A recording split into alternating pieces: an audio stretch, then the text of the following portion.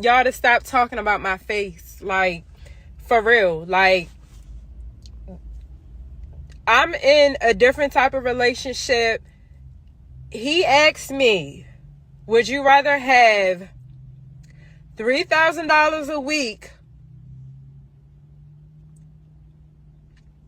along with sometimes we get into an argument, you know, he might hit me, or would you rather go to work,